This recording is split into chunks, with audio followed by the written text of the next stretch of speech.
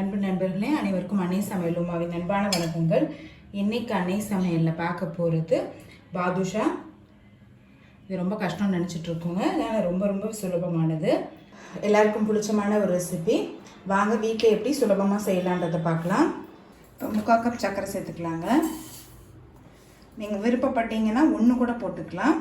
1.5 cup மைதாவுக்கு பாதி தான் சேர்த்துருக்கேன். 1/4 கப் தண்ணி சேர்த்துக்கலாம். சர்க்கரை நல்லா கரையிற வரைக்கும் வெயிட் பண்ணாங்க. இப்போ கொஞ்சமாக ஏலக்காய் பொடி சேர்த்துக்கலாம். கொஞ்சம் குங்குமப்பூ நீங்கள் விருப்பப்பட்டால் சேர்த்துக்கலாங்க. அதே நேரத்தில் ரொம்ப சேர்த்துக்க வேணாம், கொஞ்சம் சேர்த்தாலே போதும். இப்போ சர்க்கரை பாகு பார்த்தீங்கன்னா சிங்கிள் ஸ்ட்ரிங் கன்சிஸ்டன்சிக்கு இருந்தால் போதுங்க. இப்போ கம்பி பதம் வந்துடுச்சு. கொஞ்சம் எலுமிச்சை சாறு சேர்த்துக்கலாம். பாகு முறியாமல் இருக்கிறதுக்காக இது சேர்க்குறோங்க. சில சமயம் பாகு முறிஞ்சிட்டு பார்த்தீங்கன்னா திருப்பி சர்க்கரையாகவே வந்துடும். இப்போ இதை எடுத்து தனியாக வச்சிடலாம்.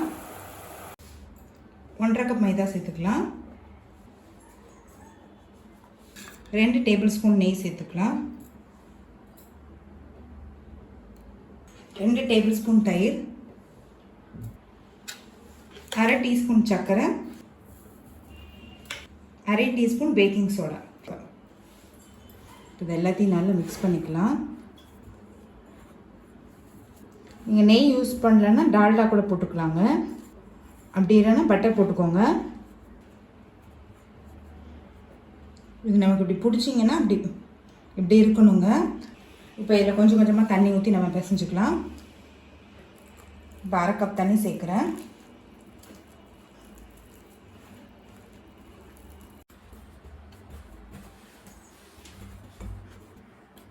நல்லா சாஃப்டாக பிசைஞ்சுக்கோங்க. ஒரு 2 நிமிஷம் வரைக்கும் நல்லா பிசைஞ்சுக்கோங்க. இப்போ இதை நல்லா பிசைஞ்சாச்சுங்க. இப்போ 15 நிமிஷம் மூடி போட்டு வச்சுருங்க. இப்போ 15 நிமிஷம் ஆகிடுச்சுங்க.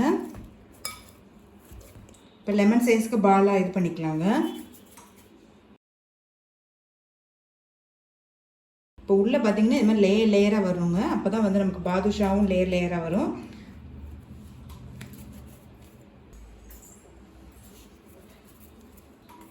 வெளியில் கிராக் இல்லாத மாதிரி பார்த்துக்கோங்க.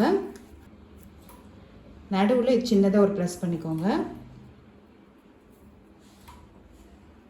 இதே மாதிரி எல்லாத்தையும் பண்ணிக்கலாம்.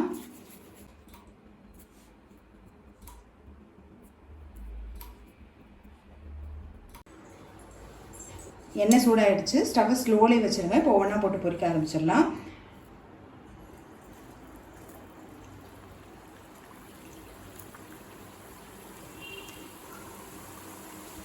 ஹையில் வச்சுருந்தீங்கன்னா வெளியில் கலர் மாறிடும், உள்ளே வேகாது. அதனால் ஸ்டவ்வை ஸ்லோலே வச்சுக்கோங்க. ரொம்ப ஹையாக இருந்து எண்ணெய் சூடாகிடுச்சுன்னா நீங்கள் ஸ்டவ்வை ஆஃப் பண்ண கூட செஞ்சிடலாம்.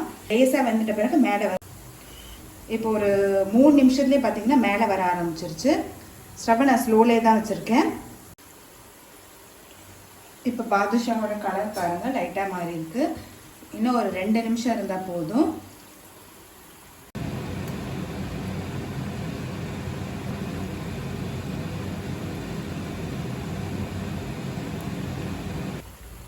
இப்போ பாதுஷா கலர் பாருங்கள் நல்லாவே மாறிடுச்சு.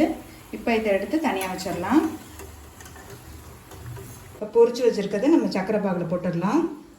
பொரிச்சு வச்சுருக்கிறத பாகில் போடும்போது பாகு லேசாக சூடாக இருக்கணும். ரொம்ப கொதிக்க இருக்கக்கூடாது. ரொம்ப கொதிக்க இருந்தால் உடஞ்சி போயிடும். அதனால் லேசாக சூடாக இருந்தால் போதும். பாகு ஆறி இருந்ததுன்னா லைட்டாக சூடு பண்ணிக்கோங்க.